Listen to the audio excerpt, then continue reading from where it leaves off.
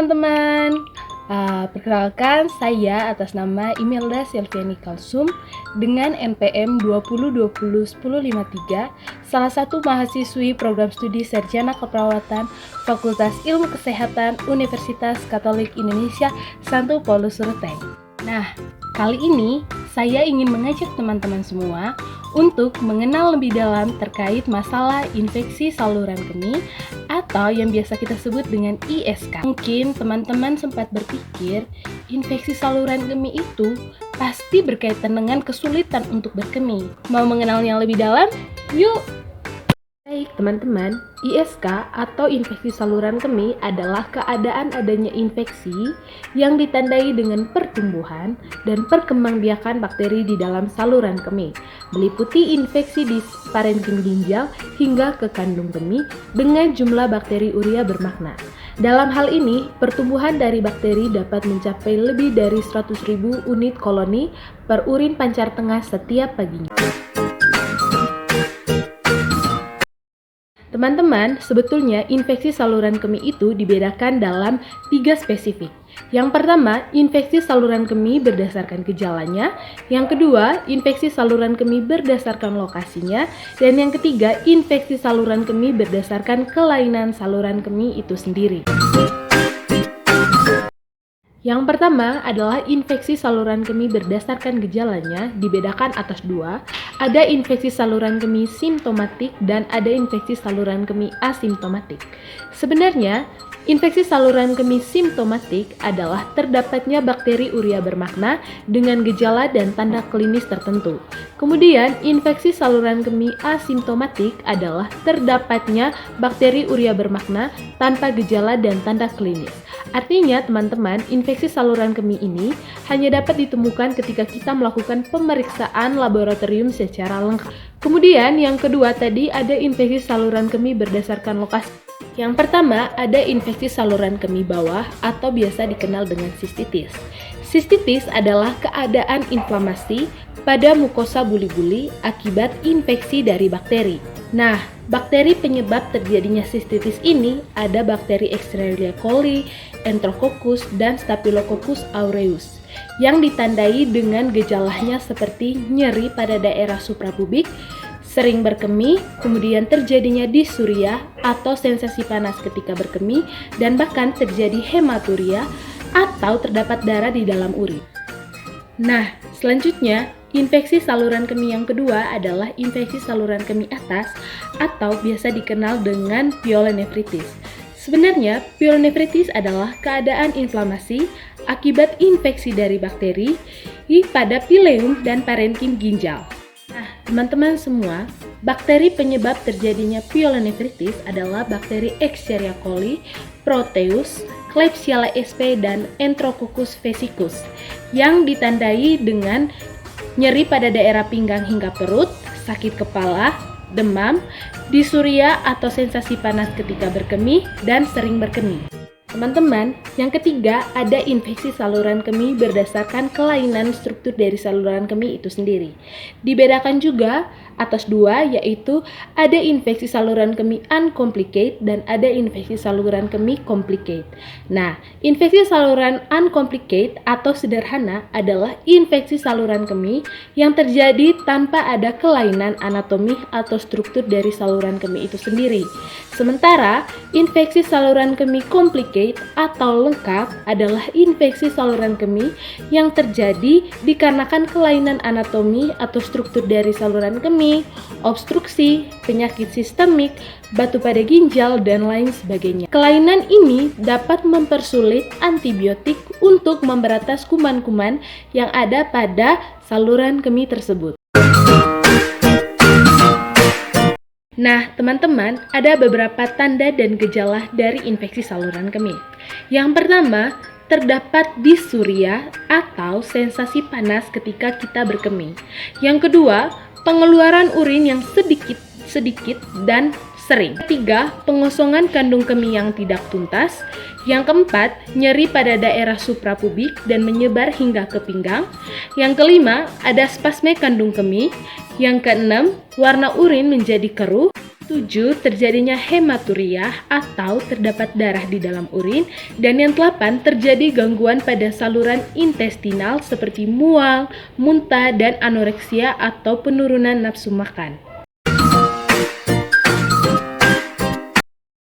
Nah, dari penjelasan yang sudah saya paparkan tadi, mungkin teman-teman berpikir bahwa kira-kira orang seperti apa yang beresiko tinggi mengalami infeksi saluran kemih. Nah, teman-teman, ada beberapa faktor risiko dari infeksi saluran kemih. Yang pertama, pada wanita. Wanita sangat beresiko tinggi mengalami infeksi saluran kemih. Hal ini terjadi dikarenakan uretra pada sistem saluran kemih dari wanita itu lebih pendek dibandingkan pria. Namun, dalam hal ini teman-teman, tidak menutup kemungkinan bahwa laki-laki juga mengalami atau beresiko tinggi mengalami infeksi saluran kemih.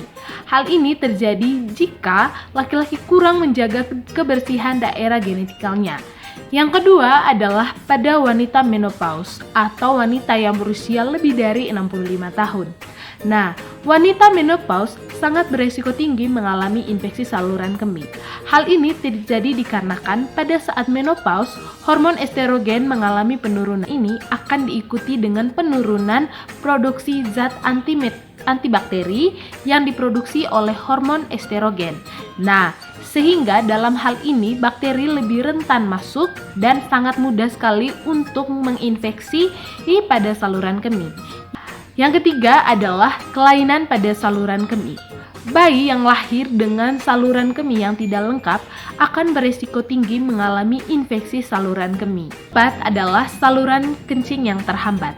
Dalam hal ini terjadinya kelainan pada saluran kemih seperti batu pada ginjal, kemudian pembencaran prostat atau BPH benigna prostat hiperplasia. Dan yang kelima adalah pemasangan kateter urin. Nah, dalam hal ini ketika dilakukan pemasangan kateter urin dan tidak memperhatikan teknik aseptik serta perawatan yang baik dan benar dapat mengakibatkan infeksi saluran kemih karena bakteri masuk melalui selang kateter yang akan langsung masuk ke dalam kandung kemih. Nah, teman-teman sekalian, dari informasi yang telah diberikan tadi, tentunya kita berpikir bahwa infeksi saluran kemih itu jika disepelekan, maka akan mengakibatkan penyakit gagal ginjal, baktermia, dan penyakit-penyakit lainnya. Nah, dalam hal ini, tentunya upaya yang dapat kita lakukan untuk mencegah terjadinya infeksi saluran kemih. Yang pertama, rajin mengkonsumsi air putih minimal 2-2,5 liter per hari atau setara dengan minum 8 gelas setiap harinya. Nah, dalam hal ini teman-teman, air putih sangat diperlukan oleh kandung kemih untuk membilas kandung kemih dan mengeluarkannya dari melalui urin, sehingga bakteri tidak dapat mudah menempel pada kandung kemih dan tidak terjadi infeksi. Yang kedua, menghindari mengkonsumsi minuman yang mengandung alkohol dan kopi yang dapat mengiritasi kandung kemih.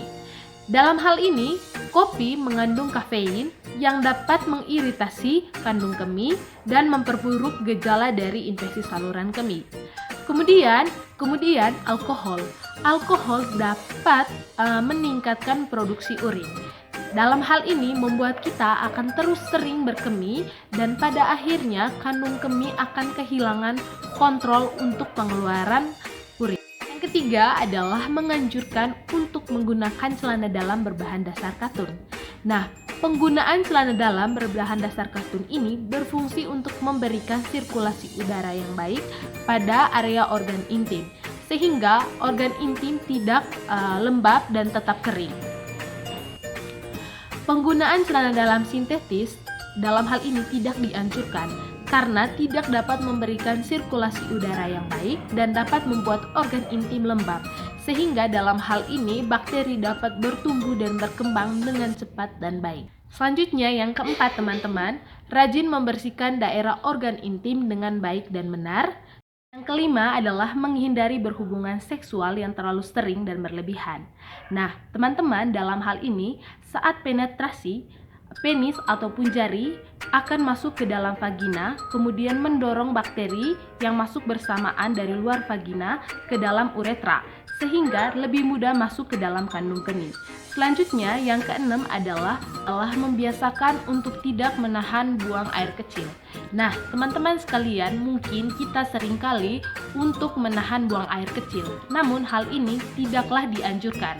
Karena pada saat kita menahan buang air kecil, dapat membuat bakteri lebih lama tertahan di dalam kandung kemih. Sehingga bakteri dapat lebih cepat bertumbuh dan berkembang, serta mudah untuk menginfeksi. Nah, teman-teman, itulah beberapa informasi terkait seputaran tentang masalah infeksi saluran kemih. Semoga dengan upaya yang telah dipaparkan tadi, teman-teman dapat terhindar dari masalah infeksi saluran. Teman-teman, terima kasih sudah menonton video ini. Semoga video ini dapat bermanfaat dan berguna bagi kita semua. Bye-bye!